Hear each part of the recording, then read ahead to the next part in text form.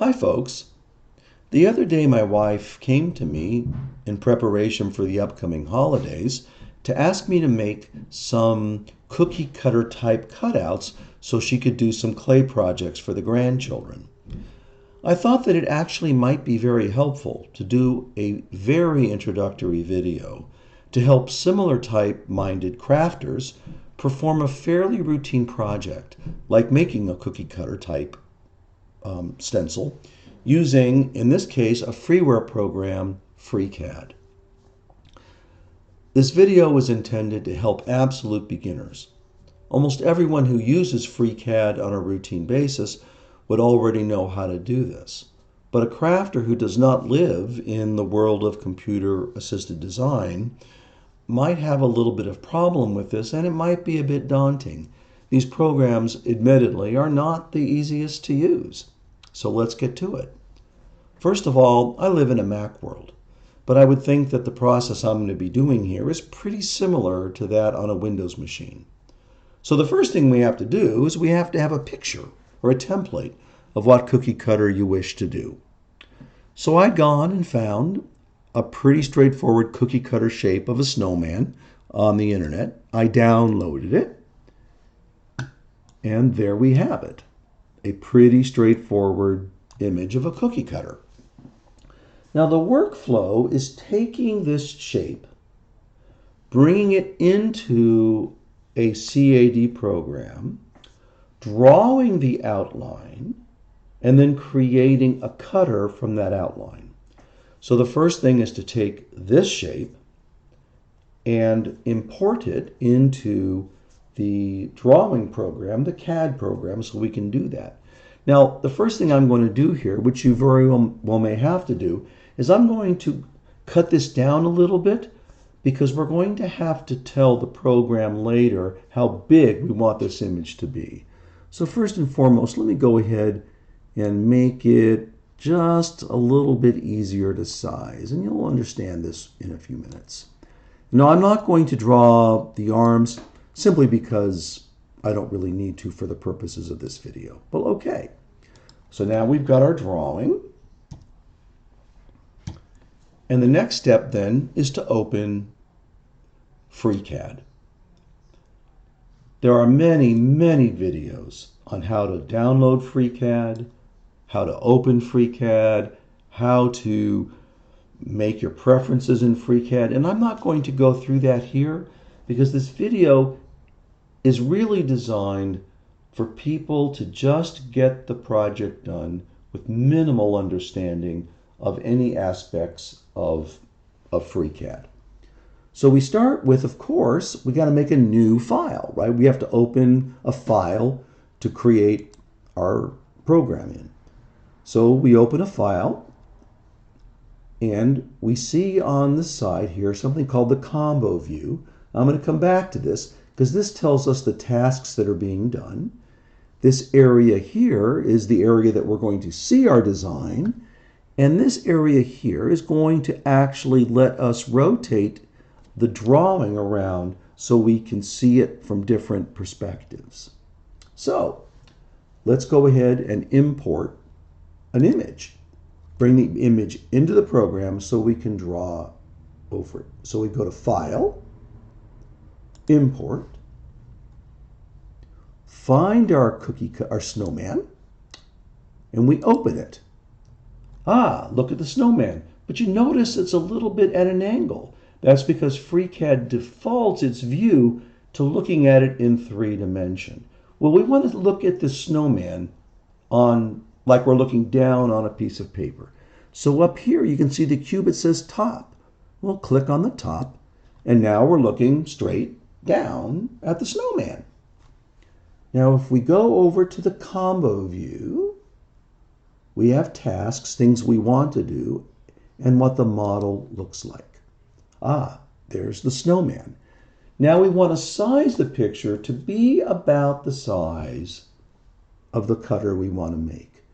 To do that, we double click on the snowman, and look, we see this little window here, and at the bottom, image size, width, height, and keep aspect ratio.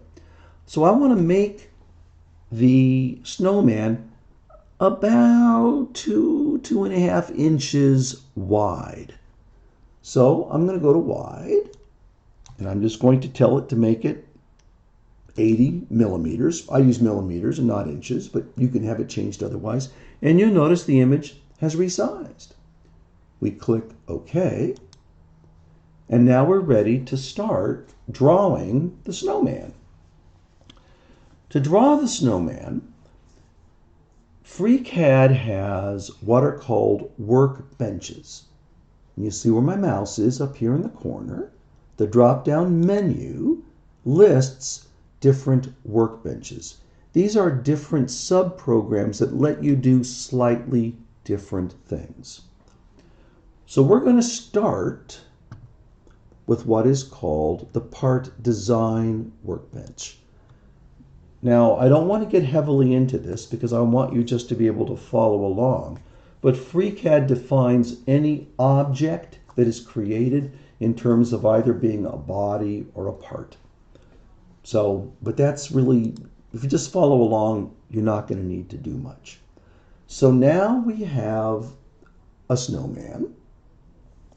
And our first thing we want to do now is we want to create a sketch. Well, first thing we want to do though, like I said, is we have to create something to hold the sketch. So for the purposes of this video, we go up here to this little guy here and we create a body. The body is going to be what the cutter actually is. So we've created a body. You'll notice the body is highlighted. Now we want to sketch on top of this image. So right here, it says create a sketch. So let's click create a sketch. And it asks me what base plane. Well, to make this pretty straightforward, when you look down on something, like looking down at a piece of paper, that almost always is XY. X being side to side, Y being up and down. Of course, that can change depending on where you hold the paper. But essentially, we're looking down on the sketch, so we're going to use the XY plane. So now we have a sketch area with the snowman. Now, what we do is we draw the sketch.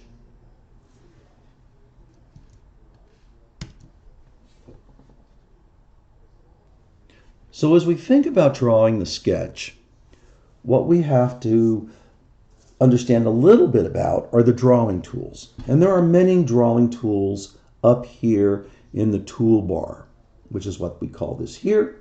We got a straight line, we got a square, we got a slot, we got a circle. Well, the best tool to draw a complex shape like this with curves is what is called the B-spline. Don't worry about the names. Just know it's that guy right there.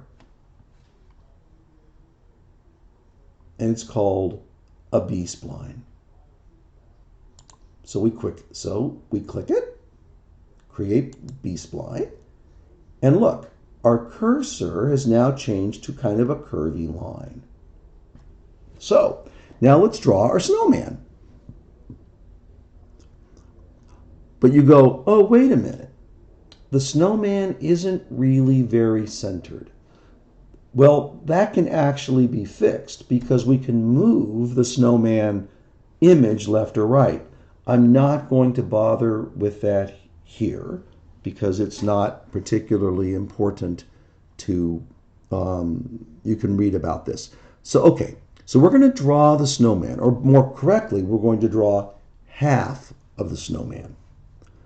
So, we take our cursor. Now you'll notice when I move over that center line that goes up and down, you'll see that it changes color. The line changes color. And there's a little half circle with a red dot in it. See, right there? That means when I left click it starts a point for a line. So look, I'm going to come here and I'm going to create by left clicking different points. Now you'll notice that the lines are straight. Don't worry about that. That will be changed later because it will automatically know enough to make those changes. So here I am. I'm just drawing around, clicking wherever I want a control point. And I'm going to end also right there by making the line yellow to make sure that my points are on the center line. I'm going to click the last point. Now, to stop the line, you either hit the right mouse button or hit escape. So I'm going to hit the escape button. Voila. And you'll see that the lines have become somewhat circular. Now you'll notice that my cursor still has the B-spline. If you hit escape again, it goes away. Well, now you don't particularly like the way this looks. What do you do about that? Well, these are where these little clicks that you did come into play. Well, let's make them a little bit fatter. So I'm going to pull that click out like that. I'm going to grab this control point. I'm going to do this. I'm going to take this control point, maybe move that in a little bit. Take this control point, move it out a little bit. This control point out a little bit. We got his hat. So basically you can move these around to get the image or to get the shape of the snowman that you really want. See? Just play with it to get it right. So now you've got it where you want it. Well, now you've got half the snowman drawn. Well, what next? Well, remember you've hit escape. Your mouse is now just a pointer. You want to make a mirror image of that sketch on the other side of that center line. So take your mouse, take your pointer, click on the line, and the line turns green. So if we're going to make a mirror image of this line, we have to tell it what to make a mirror image of. So we've made the line green by selecting it. Now we're going to click, after we click on the line, we're going to click on the center line. You see it's turned yellow. Click it again. It's turned a different shade of green. And now we're going to tell the program to make a mirror image of that line across that axis point. To do that, well, I look over here. There's something you can find called the symmetry tool. If you can't see it up in the toolbar, you can go up here under Tools, and you can find in the sketch bar something that says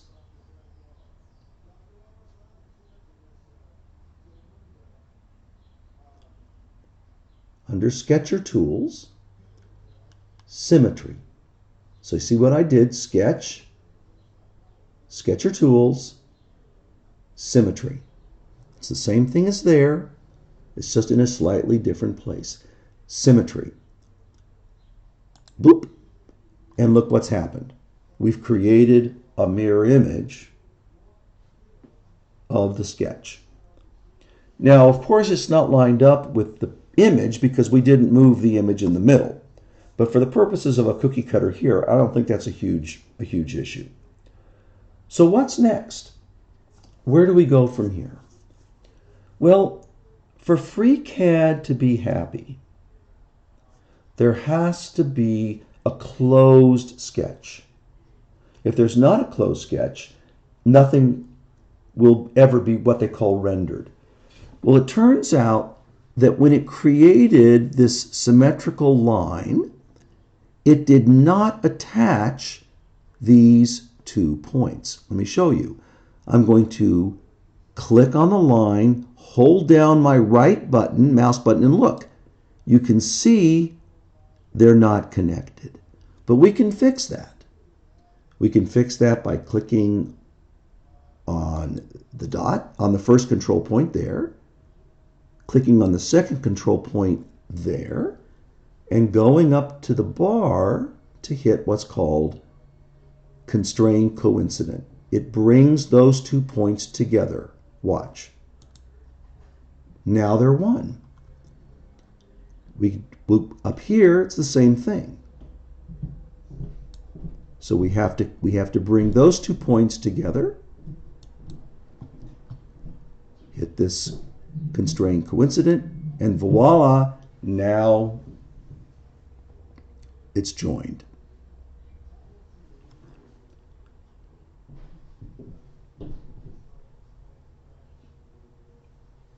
But I've just noticed something. Moving that little point out of the way changed the geometry. You go, uh-oh, because look, it's a little bit off, isn't it? So, Control Z undoes it. Ah, look what happened. So let's do it again to make sure it's right. Let's find a way to move it so it doesn't change dramatically. Well, I changed, there we go. Hit there, coincident restraints, and that's pretty close. You see those, that's pretty good. So I think we're good now. Now it's one complete sketch that's completely closed, and we can move forward. Now over here under tasks, you'll see this thing called degrees of freedom, 64 degrees of freedom under constrained. In any CAD program, it is very important that the program knows where each point is in space. Well, for the purposes of what we're doing here, that is not important. We don't have to do that. So let's go ahead then, and we want to close the sketch. Oh, but wait a minute. Where did the sketch go? Well, it turns out that the sketch is basically being hidden by the image of the snowman. Well, what do we do about that? Well, we go over to the Model tab, make sure the model is blue. We click on the snowman. See, it turned green in the middle there. And now if we simply press the space bar, the snowman will go away. Pressing the space bar makes selected things appear and disappear. So I'm going to hit the space bar. The image is gone, and we see the outline now because the image is gone. So here we have the body, and here we have the sketch. So now we're ready, of course, to take this sketch and now make it essentially three-dimensional. How do we do that? Well, it's a truism with FreeCAD. There are multiple ways to do any single thing within FreeCAD. As a freeware program that is part of a design community, people have written many elements that are the same or do slightly different things in different types of programs, sub-programs, meaning workbenches. But I'm just going to go ahead and walk you through any one of a number of ways to do that. So what we're going to do, because I have found it more reliable, we are going to move from the part design workbench to the part workbench. So what's changed is the type of tools that are available. And that's because the one tool I want to use to do this is in the part workbench and not in any of the other workbenches. Okay. So the first thing we want to do is basically select the sketch. And we can do it by double clicking on the line and making it turn green, or we can simply click on the sketch over in the combo view. So we've now selected the sketch, it's green. And what we want to do now is we want to make a duplication of this outline, but spaced apart. And the tool to use this in the part workbench is called a 2D offset. Well, how do you find that? Well, you come up here to the very top, you go to Part, and down here you see something called a 2D offset. You click that and watch what happens. Basically there are now two lines separated by a distance. That distance between the two lines will be how thick the cutter is. So over here in the tasks, a window is shown up after we did 2D offset, and it says offset 1 millimeter. Mode and arc, don't worry about those, but this lets you either make the cookie cutter thicker by going, let's say, to 2 millimeters. See, it got thicker. Or if you want to put it on the inside, you put a minus in front of that.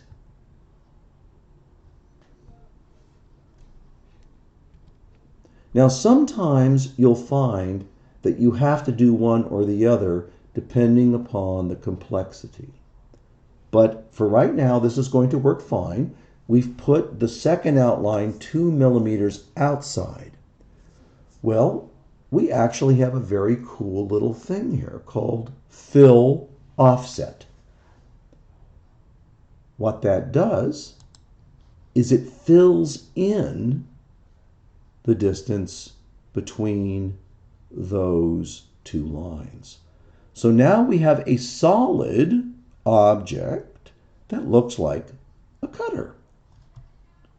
So we click OK, and you'll notice in the combo view in the model, there's now something called the 2D offset, and that's that new cutter thickness shape that we've made. Well, now we want to make it, we want to grow it. We want to make it move from the table up. In other words, we want to give it height. And in FreeCAD, we select the object by clicking on 2D offset in the model tab. And there's a tool called extrude. So now we're extruding this flat image up outside of where the paper is. In other words, we're making a 3D object. So now we go ahead, we've selected the 2D offset, we click extrude, and now we have a whole other number of things in the tasks. Most of this you don't have to worry about, but this is the thing here. Because it's extruding, it's basically length. I know it should be height. It should seem like height. But if you think about extruding something through, like, say, a bag of icing, it's really length in their mind.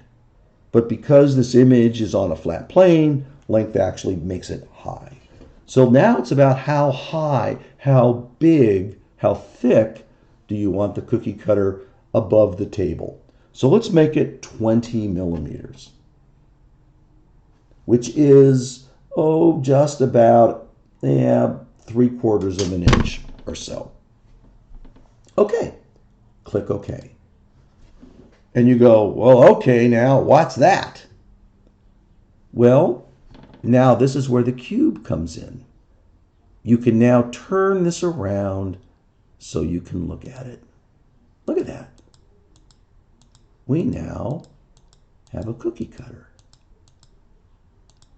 Look at that.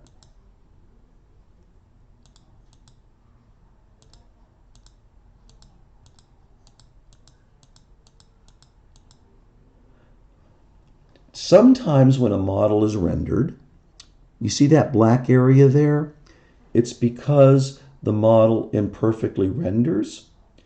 If that ends up being a problem, this is where you might then move the line to the inside. So what you can do is go to the model,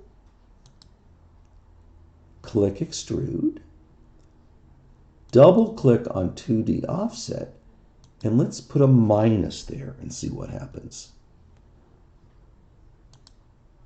Look, the black went away. By moving it, by taking the line from the outside into the inside, the model has rendered more perfectly. And we can see, in fact, that we have a pretty cool looking cookie cutter to make clay figures with, or whatever you would like to do, even to draw with on the inside.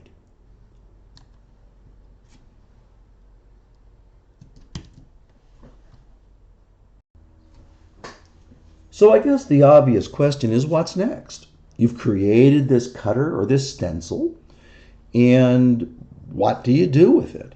Well, that depends really on what your purpose is.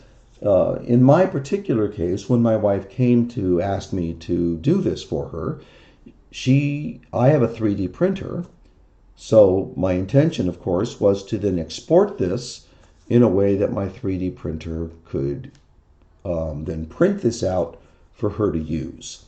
And I think that's the most obvious thing that people would do in this case. I do want to make a comment, though. I've been using the term cookie cutter, and I don't really mean cookie cutter, because 3D printers, their filaments and the brass really isn't considered to be food safe. So I don't think I would ever use a 3D printed object like this to actually cut cookies. But as my wife is cutting clay, it's really not a problem. So what's next? So what do we do now? We've got our cookie cutter. It's the right size. We've indexed it correctly. We've extruded it, and we've made the cutter. Well, what do we do next? Well, we then click over in the model section. We click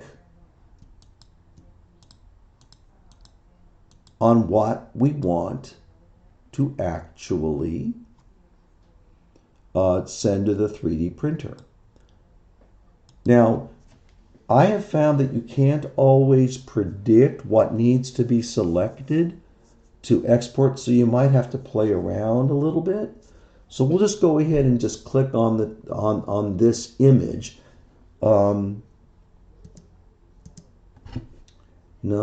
Let's click on the extrude. If we click on the extrude and we export it, we're going to export it as an STL mesh. And that is the standard way that you send things to a 3D printer. So we'll save it, export it, open it,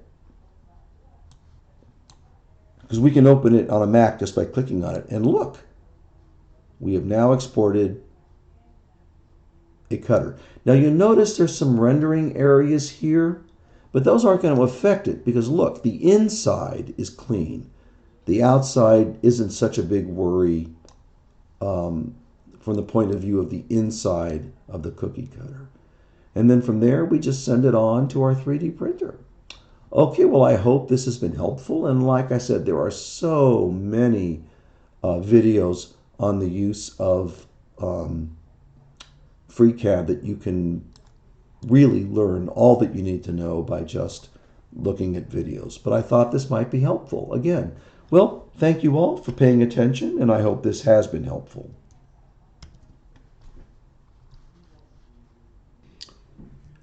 Well, this would be a good time of any to talk about, again, how you can do different processes differently in different workbenches.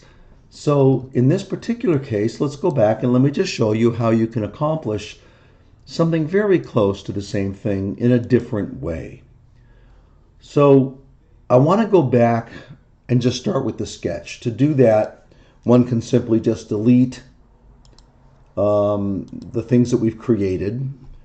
And now we're back to just the body of the snowman and the sketch.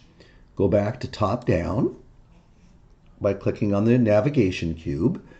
And let's go ahead and be in a different workbench.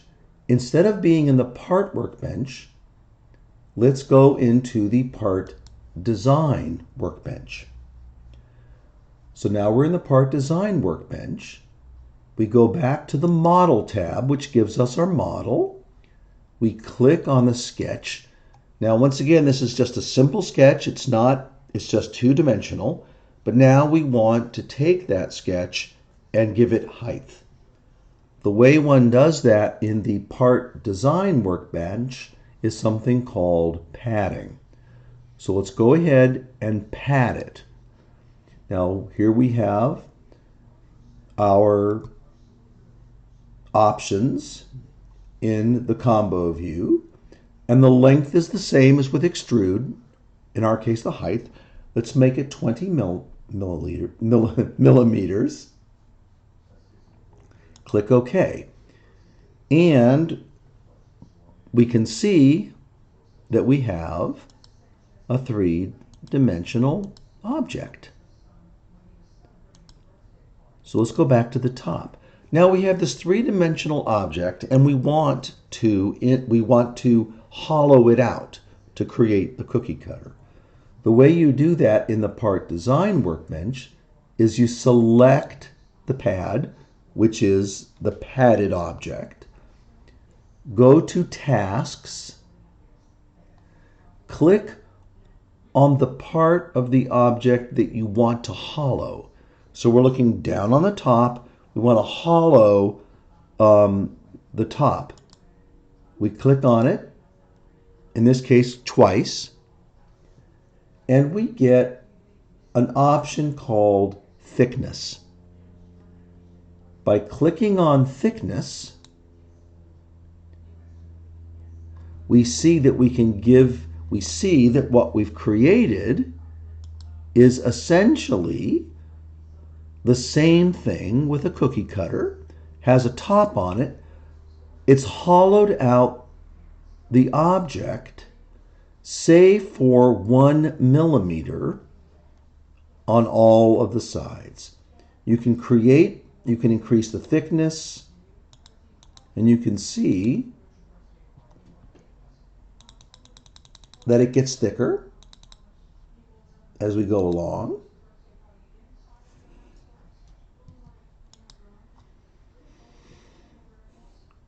And now we've essentially created a cutter, but with a solid surface. And we can then export this as a file to be 3D printed. Now, the reason why I didn't review this option first is that complex shapes will have difficulty in rendering using this process. Sketch, going to the part design workbench to pad to thickness. Well, okay, I think that's about it. Any questions, you just let me know. Thanks very much, folks. Hope you enjoyed it.